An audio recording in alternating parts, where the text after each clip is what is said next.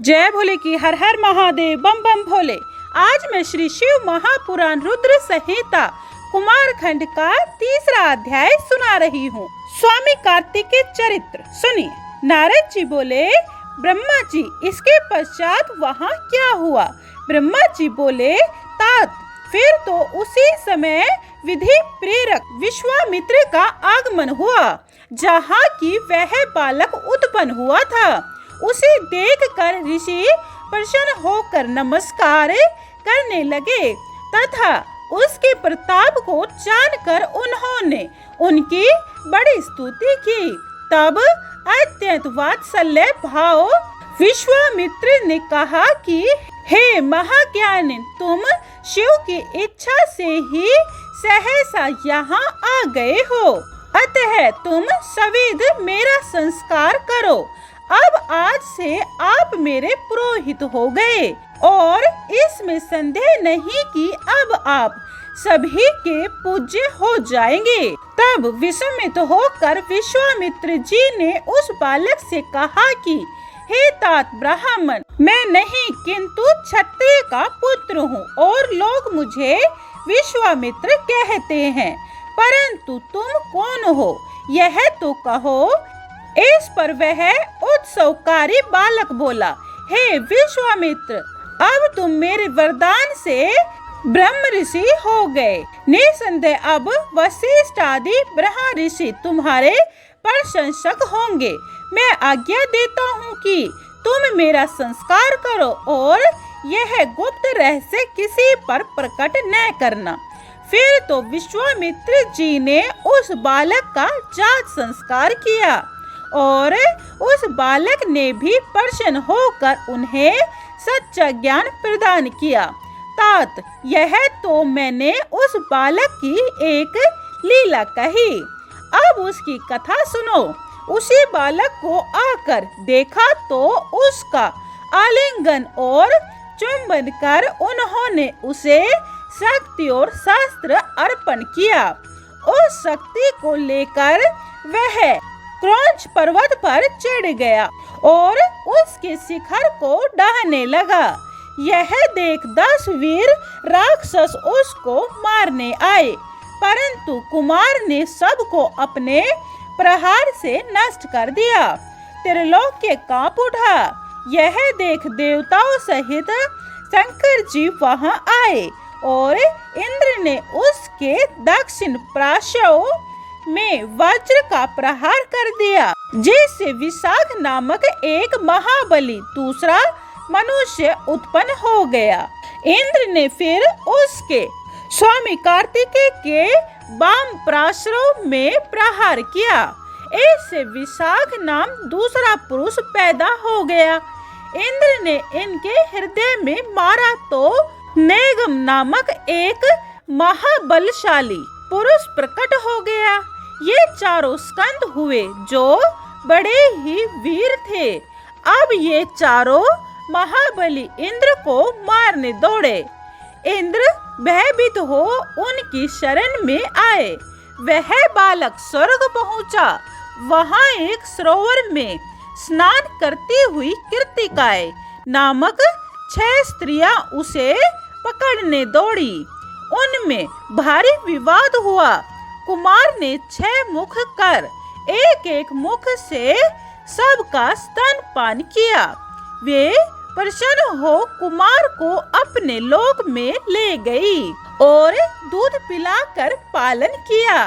त्रिलोक्य में सुंदर वस्त्रों और उत्तमोत्तम आभूषणों को पहनाया। तीसरा अध्याय समाप्तम। जय भोले की। चौथा अध्याय कार्तिकेय खोज नंदी संवाद सुनिए। ब्रह्मा जी बोले, इस प्रकार जब बहुत समय व्यतीत हो गया और पार्वती जी को उस बालक का कुछ पता न चला, तब उन्होंने एक दिन अपने स्वामी शंभु से पूछा कि देव, आप मेरे पूर्व पुण्य से ही मुझे प्राप्त हुए हैं, कृपया कर यह बताइए कि आपका वह वीर्य कहाँ गया जो पृथ्वी पर गिरा। पार्वती के यह वचन सुन जगदीश्वर ने देवताओं और मुनियों को बुलाकर पूछा कि हे देवताओं, मेरा अमोघ वीर्य कहाँ है? उसको किसने छिपाया है? शीघ्र ही बतलाओ, नहीं तो दंडित हो जाओगे।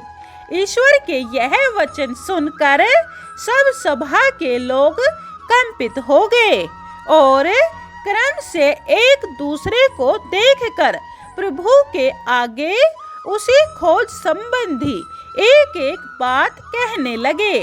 तब जैसे जैसे वह वीर्य जहाँ जहाँ गया और जैसे वह कृतिकाओं द्वारा पालित हुआ, उनका पता पाकर शिवजी बहुत प्रसन्न हुए और उन्होंने ब्राह्मणों को बहुत सी दक्षिणा दी। पार्वती जी पुत्र का समाचार सुनकर बहुत प्रसन्न हुई। फिर प्रभु ने अपने गणों को आज्ञा दी कि कृतिकाओं के यहाँ जाकर मेरे पुत्र को ले आओ। शिवजी के एक से एक बलिगण, लाखों क्षेत्रपाल और लाख भूत रुद्र एवं भैरव ने स्वर्ग में उड़कर कृतिकाओं का घर घेर लिया। कृतिकाएं भय से व्याकुल हो गई। तब उन्होंने ब्रह्मा तेज प्रकाशमान कार्तिकेय से कहा कि वत्स, क्या तुम नहीं देखते हो कि असंख्य सेनाओं ने तुम्हारे घर को घेर लिया है? अब क्या करें, कहाँ जाएं? इस पर कार्तिकेय ने कहा, कल्याणियों, मेरे रहते आप लोग कुछ भी न करो। मैं बालक होकर भी दुर्निवारण हूँ। ऐसा कौन है? इसी समय शिवजी के सेनापति नंदीश्वर कार्तिकेय के समक्ष जाकर खड़ा हो यह कहने लगा कि हे भाई माताओं, मुझे जगत संहारता शिवजी ने यहाँ भेजा है। इस समय कैलाश में ब्रह्मा, विष्णु और रुद्र आदि संपूर्ण देवता विद्यमान हैं। तात शिवजी ने तुझे खोजने के लिए मुझे भेजा है। अब तुम मेरे साथ पृथ्वी पर चलो। देवताओं सहित शिवजी तुम्हारा अभिषेक करेंगे। तारक असुर को मारने के लिए तुमको सभी प्रकार के अस्त्र प्रदान करेंगे। जब नंदीश्वर ने ऐसा कहा, तब कार्तिकेय जी ने कहा कि हे भाई, वह कृतिका ज्ञान योगिन प्रकृति की कला है। मैं इनका पोष्य पुत्र हूँ। पार्वती धर्म की माता है, जैसे यह सब कृतिकाएं हैं। यदि शिवजी ने अपना पुत्र मानकर तुमको भेजा है तो तुम्हारे साथ चलकर देव समूह का दर्शन करूंगा। यह कहकर कृतिकाओं को बुला उनसे आज्ञा ले कृतिकाएं जी शीघ्र ही शिवजी के पार्षदों के साथ चले। चौथा अध्याय समाप्तम। जय भोले की। पांचवा अध्याय कुमार अभिषेक। सुनिए। ब्रह्मा जी बोले, उसी समय एक बड़ा ही सुंदर रथ दिखाई दिया जो विश्वकर्मा का बनाया हुआ था, जो बड़ा ही मनोहर और वेगवान था। पार्वती जी ने उसे भेजा था और पार्षद उसे चारों तरफ से घेरे हुए थे। वह रथ कहीं आकर रुक गया और दुखी हृदय कार्तिकेय जी उस रथ पर जा चढ़े। 6 कृतिकाएं व्याकुल हो बाल खोने वहां आ खड़ी हुई। उन्होंने कहा, तुम हमारे पुत्र हो, हमने तुमसे बड़ा प्रेम किया है। अब हम क्या करें और कहाँ जाएं? इस प्रकार करती हुई कृतिकाएं को हृदय से लगा। पुत्र वियोग से शीघ्र ही वहाँ मूर्ति हो गई। कुमार उन्हें आध्यात्मिक ज्ञान दे सुखदायक एवं मांगलिक समय देखकर पार्षदों के साथ चले। विमान पर बैठे कृतिकाओं और नंदीश्वर के साथ कैलाश में अक्षय मूल्य ग्रोध वृक्ष के पास आए। देवताओं ने उनके आगमन का समाचार शिव जी को दिया। विष्णु आदि देवता और ऋषियों को साथ ले शिव जी गंगा से उत्पन्न कुमार को देखने आए। उस समय शंख और भेरी आदि बज रहे थे। वीरभद्र आदि गण अनेक ताल और लय से शिव जी की स्तुति कर रहे थे। सभी प्रसन्न हो जय और नमः शब्द कर रहे थे। सरकंडों से उत्पन्न हुए शिव जी के उस पुत्र को सब लोग देखने चले। पार्वती जी ने तो और भी बड़ा उत्सव किया। शिव जी की आज्ञा से देवताओं ने महोत्सव मनाया। देवता और श्रेष्ठ ऋषि उनकी स्तुति करने लगे। कुमार प्रेम पूर्वक शिव जी की गोद में बैठकर खेलने लगे। फिर शंकर ने कुमार कार्तिकेय को एक रतन जड़ित रमणीय सिंहासन पर बैठाकर सब तीर्थों से आए हुए जलों को वेद मंत्रों से पवित्र करके 100 रतन के कलशों से उन्हें स्नान कराया। फिर विष्णु जी ने रतन सार निर्मित किरीट, मुकुट, बाजूबंद, वैजयंतीमाला और अपना चक्र प्रदान किया। शिवजी ने भी कुमार को शूल, पिनाका, पार्श, फर्शा, शक्ति, पशुपास्त्र, बाण, संहार और परम विद्या इतनी वस्तुएं दी।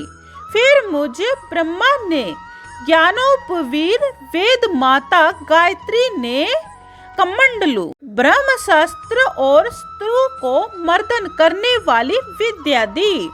इंद्र ने अपना ऐरावत और वज्र तथा वरुण ने श्वेत छत्र और रतनमाला प्रदान किया। सूर्य ने मन के समान गमन करने वाला शीघ्रगामी रथ और कवच तथा यमराज ने दंड और समुद्र ने अमृत कलश लाकर दिया। कुबेर ने अपनी गदा दी और शंकर ने अपना शूल दिया। इसी प्रकार सब देवताओं ने उन्हें नाना प्रकार के शास्त्र और उपाय दिए। पार्वती ने चिरंजीवी रहने का आशीर्वाद दिया। लक्ष्मी ने दिव्य संपदा और एक मनोहर हार दिया। सावित्री ने सभी सिद्धियां तथा और भी जो देवियां वहां आई थी उन सभी ने बालक की पालना के लिए यथाशक्ति दिया। इसी प्रकार अन्य सभी देवताओं ने उनका वहां आदर अभिवादन किया। कुमार ने सबके स्वामित्व को ग्रहण किया। 5वां अध्याय समाप्तम। जय भोले की हर हर महादेव, बम बम भोले। 6वां अध्याय अगली वीडियो में सुने। अगर आपको वीडियो अच्छी लगी हो तो लाइक, शेयर और सब्सक्राइब जरूर करें। कमेंट में जय भोले की लिखें। जय भोले की।